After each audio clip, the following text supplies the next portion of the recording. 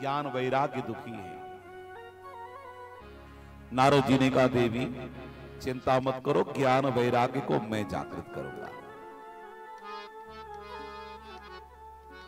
नारद जी ने ज्ञान वैराग्य को जगाने के लिए गीता का पाठ किया, वेद वेदांत का पाठ किया, फिर भी ज्ञान वैराग्य नहीं जगे।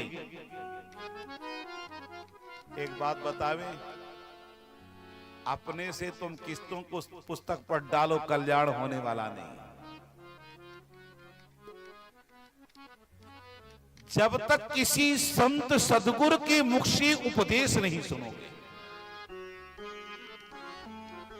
अगर अपने से कल्याण हो जाए तो लोग संतों को बुला करके, भक्तों को बुला करके भागवत की कथा क्यों सुने? अपने ही पढ़ के पार हो जाए ना।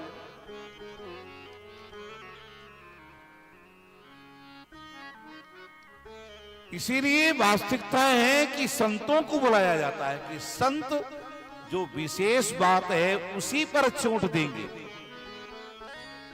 कौन सी बात लगेगी अंदर, संत वही बताएंगे। आज नारद जी से पूछा कि महाराज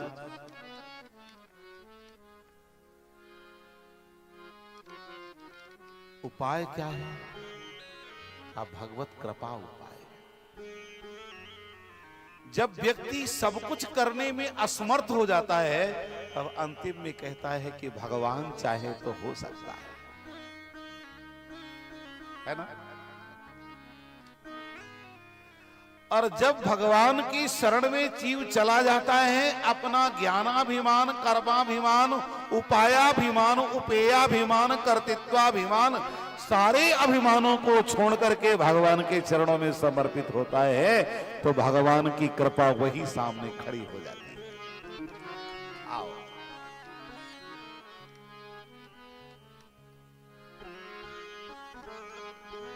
नारद जी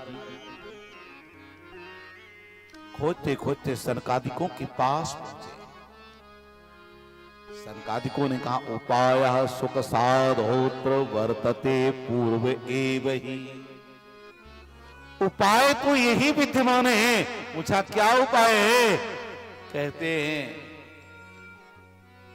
भागवत महापुराण ही सबसे श्रेष्ठ उपाय है।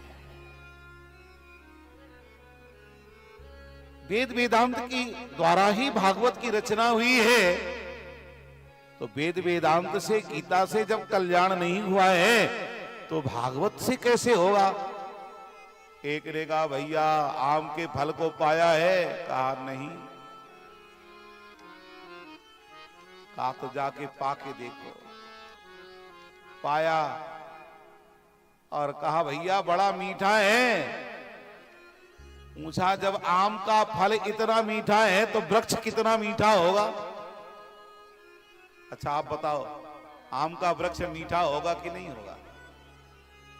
नहीं होगा। गन्ने से शक्कर निकलती है और शक्कर से बालूशाही, कलाकंद, इमरती, जलेबी, ना जाने कितनी मिठाई बनती है। तो गन्ने से भी मिठाई बन सकती है कि नहीं? क्या भाई? नहीं बन सकती।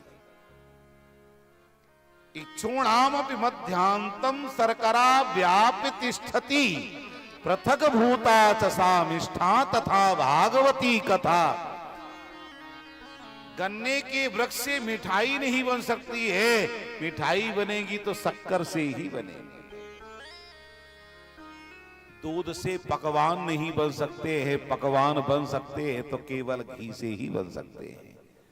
भले ही दूध से घी निकला है, ऐसे ही भागवत की कृपा से ही जीव का कल्याण हो सकता है, अन्य शास्त्रों से नहीं। कहा महाराज आपने तो बड़ी अच्छी बात कह दी, हमको तो अब भागवत की कथा ही सुनना है। जैसे हमारे पाटीदार जी का मंडल पहले भोपाल में श्रीमद् भागवत महापुराण की कथा सुना और पाटीदार जी ने कहा कि अब की बार तो हमको अपने पूरे नगरवासियों को भागवत सुनाना है महाराज, सबका कल्याण कर देना है, सबके सब भगवत धाम के अधिकारी हो जाए, ऐसा उपाय करें।